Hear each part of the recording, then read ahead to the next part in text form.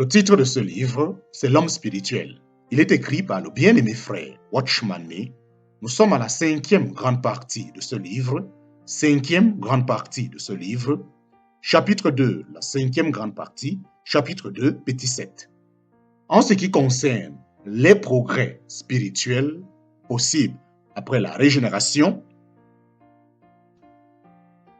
ne vous imaginez pas que le sage a de l'avance sur celui qui ne l'est pas du tout, à moins qu'il ne soit plus fidèle et plus souple. L'avantage qu'il a sur le plan mental ne lui sera d'aucun secours pour la connaissance intuitive. L'homme ne trouvera jamais dans l'ancienne création une source pour la nouvelle. Le progrès spirituel se mesure à l'obéissance fidèle. En matière d'expérience spirituelle, nous avons tous le même point de départ. Nous passons tous par le même processus et nous obtenons tous les mêmes résultats. Tous les croyants régénérés, y compris les mieux dotés de sagesse naturelle, doivent donc rechercher l'intelligence spirituelle. Sans elle, personne ne peut maintenir avec Dieu une communion normale. Elle est irremplaçable. Que vous soyez remplis de la connaissance de sa volonté, en toute sagesse et intelligence spirituelle, pour marcher d'une manière digne du Seigneur et lui être entièrement agréable. En parenthèse, Colossiens chapitre 1, versets 9 à 10. Voilà ce que Paul demandait à Dieu dans ses prières pour les saints de Colosse. Dans cette prière, nous constatons que la vraie connaissance de la volonté de Dieu est précédée par l'intelligence spirituelle et suivie 1. Par une marche digne du Seigneur, entièrement agréable à ses yeux, 2. Par la production de fruits dans de bonnes œuvres et enfin 3. Par la croissance dans la connaissance de Dieu. Quelle que soit la valeur des dons que l'homme naturel peut avoir à sa disposition, ils ne lui servent à rien pour connaître la volonté de Dieu. L'intelligence spirituelle et la communion avec lui sont indispensables. Seule l'intelligence spirituelle est capable de pénétrer le domaine spirituel. L'esprit de révélation marche la main dans la main avec l'intelligence spirituelle. Dieu nous les accorde tous les deux. La révélation, c'est ce que nous recevons de Dieu et l'intelligence, en parenthèse spirituelle, nous aide à comprendre ce qui est révélé. Cette intelligence nous donne la signification de tous les mouvements qui se manifestent dans notre esprit pour que nous puissions saisir la volonté de Dieu.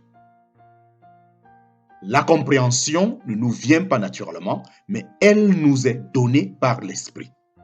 Si nous voulons plaire à Dieu et porter du fruit, nous devons connaître la volonté de Dieu dans notre esprit. La connaissance de sa volonté dans notre esprit est fondamentale. Il est tout à fait vain de compter plaire à Dieu si nous marchons selon notre âme, en parenthèse, notre homme extérieur. L'accomplissement de sa volonté à lui est la seule chose qui lui soit agréable. Rien d'autre ne peut satisfaire son cœur. Nous devons nous souvenir que le moyen de connaître la pensée de Dieu n'est pas dans la recherche et la réflexion intensive, mais dans l'intelligence spirituelle. Seul l'esprit de l'homme est capable d'apprécier la volonté de Dieu, car il a une aptitude intuitive à discerner le mouvement. Si nous saisissons continuellement sa pensée de cette manière, nous croîtrons dans sa connaissance. L'intuition a une capacité de croissance indéfinie. Elle ne connaît pas de limite. Chaque expérience de communion que nous avons avec Dieu est un entraînement qui nous prédispose à une communion meilleure. Nous devons saisir toutes les occasions de former notre esprit à une meilleure connaissance de Dieu. Aujourd'hui, notre besoin est de le connaître vraiment, de nous l'approprier dans les profondeurs de notre être. Si nous saisissons continuellement sa pensée de cette manière, nous croîtrons dans sa connaissance. L'intuition a une capacité de croissance indéfinie. Elle ne connaît pas de limite. Chaque expérience de communion que nous avons avec Dieu est un entraînement qui nous prédispose à une communion meilleure. Nous devons saisir toutes les occasions de former notre esprit à une meilleure connaissance de Dieu. Aujourd'hui, notre besoin est de le connaître vraiment, de nous l'approprier dans les profondeurs de notre être. Fin du chapitre 2 de cette 5e grande partie. Fin du chapitre 2 de cette 5e grande partie. Chapitre 3 de la 5e grande partie de ce livre appelé L'homme spirituel. Titre du chapitre 3, la conscience. Chapitre 3, la conscience. Outre les fonctions de l'intuition et de la communion, notre esprit remplit encore une autre tâche importante, celle de rectifier et de réprimander, de manière à nous mettre mal à l'aise lorsque nous perdons le contact avec Dieu. Cette aptitude s'appelle la conscience.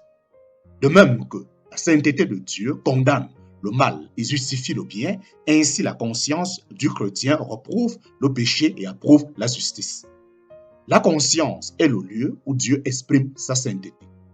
Si nous désirons suivre l'esprit, nous devons être sensibles à ce que nous dit ce moniteur, à ce que nous dit ce moniteur intérieur au sujet de nos inclinations et de nos demeures, au sujet de nos inclinations et de nos démesures. Si nous désirons suivre l'esprit, nous devions être sensibles à ce que nous dit ce moniteur intérieur au sujet de nos inclinations et de nos démesures. Car ces activités seraient nettement incomplètes s'il ne se levait pas pour reprendre, s'il ne se levait pour nous reprendre qu'une fois l'erreur commise. Car ces activités seraient nettement incomplètes s'il ne s'élevait pour nous reprendre qu'une fois l'erreur commise. Mais nous réalisons, n'est-ce pas, que même avant que nous fassions un seul pas, alors que nous en sommes encore au stade de l'examen d'un acte envisagé, notre conscience se joint à notre intuition pour protester immédiatement et nous mettre mal à l'aise aussitôt qu'une pensée ou une inclination déplaît au Saint-Esprit à l'heure actuelle. Déplaît au Saint-Esprit. À l'heure actuelle, si nous étions mieux disposés envers la voie de la conscience, nous ne serions pas aussi souvent mis en déroute.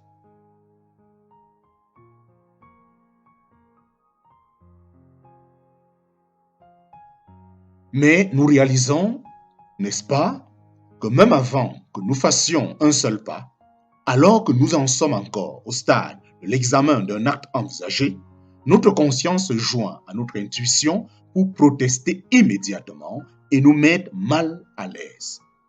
Aussitôt qu'une pensée ou une inclination déplaît au Saint-Esprit. À l'heure actuelle, si nous étions mieux disposés envers la voie de la conscience, nous ne serions pas aussi souvent mis en déroute. La conscience et le salut. La conscience et le salut. Quand nous vivons dans le péché, notre esprit était tout à fait mort. Notre conscience était donc incapable de fonctionner normalement. Cela ne veut pas dire que la conscience d'un pécheur cesse tout à fait de fonctionner. Elle continue à agir bien que dans une sorte de coma. Le premier acte entrepris par le Saint-Esprit dans son œuvre de salut, c'est d'éveiller cette conscience assoupie.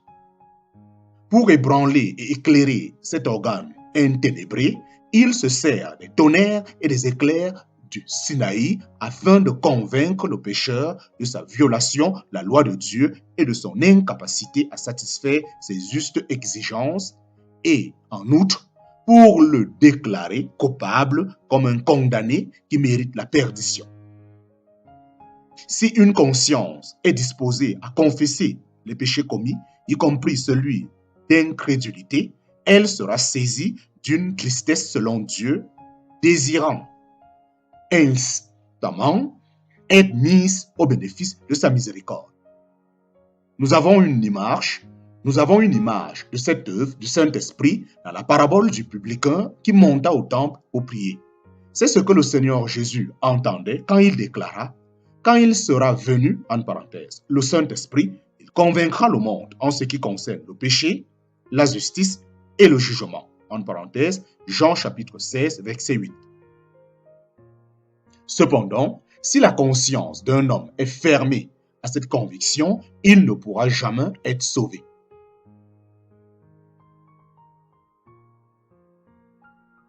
Le Saint-Esprit.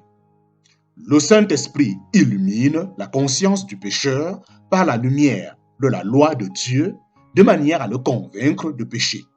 Le même esprit éclaire également la conscience avec la lumière de l'Évangile afin de le sauver. Si un homme convaincu de péché entend l'Évangile, la grâce de Dieu, est prêt à l'accepter et le saisit par la foi, il verra comment le précieux sang du Seigneur Jésus répond à toutes les accusations de sa conscience. Le péché est là. Le péché est là. Il n'y a pas. Le péché est là. Il n'y a pas à en douter, mais le sang du Seigneur Jésus a été répandu. Quel fondement subsiste à une accusation puisque la pénalité du péché a été pleinement acquittée? Le sang du Seigneur Jésus a expié tous les péchés du croyant.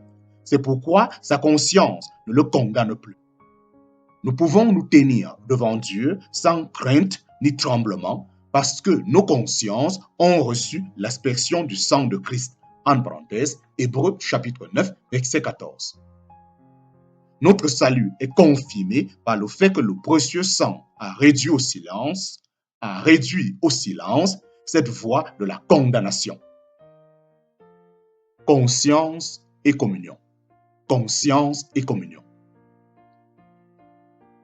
Combien plus le sang de Christ, qui, par un esprit éternel, s'est offert lui-même sans tache à Dieu, purifiera-t-il votre conscience des œuvres mortes afin que vous serviez le Dieu vivant. En parenthèse, Hébreux chapitre 9, verset 14. Nous apprenons par ce verset et qu'avant de pouvoir servir Dieu, nous devons recevoir une vie nouvelle et avoir notre intuition vivifiée grâce à la purification de la conscience. Une conscience ainsi purifiée met l'intuition de l'esprit en mesure de servir Dieu.